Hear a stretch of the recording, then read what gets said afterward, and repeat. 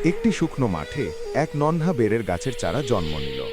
তীব্র গরম হাওয়ায় তার কোমল ডালপালা শুকিয়ে যেতে লাগল। ঠিক তখনই একটি কাঠবিড়ালি প্রতিদিন পাশের কুয়ো থেকে ছোট বালতিতে পানি এনে চারা গাছটির গোড়ায় ঢেলে দিত।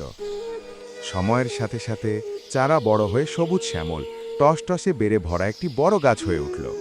চারপাশের বাচ্চারা আনন্দ করে তার মিষ্টি বের খেতে আসত। কাঠবিড়ালি সেই বড় গাছের ওপরেই নিজের ছোট্ট ঘর বানিয়ে নিল।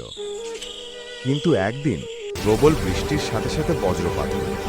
দুঃখজনকভাবে সেই বজ্রপাত গাছটিতে আঘাত করল, আর পুরো গাছটি পুড়ে ছাই হয়ে গেল। কাঠবিড়ালির বাড়িটাও ধ্বংস হয়ে গেল। সে চুপচাপ বসে কাঁদতে লাগল। কিছু সপ্তাহ পর আবার সেখানে একটি নতুন বেড়ের চারা গজাতে শুরু করল। কাঠবিড়ালি হাসি মুখে আবার তাকে পানি এনে দিতে শুরু করল। কিন্তু পরে তার আবার মন খারাপ হয়ে গেল, কারণ কেউ তার ভিডিওটা লাইক আর সাবস্ক্রাইব করল না।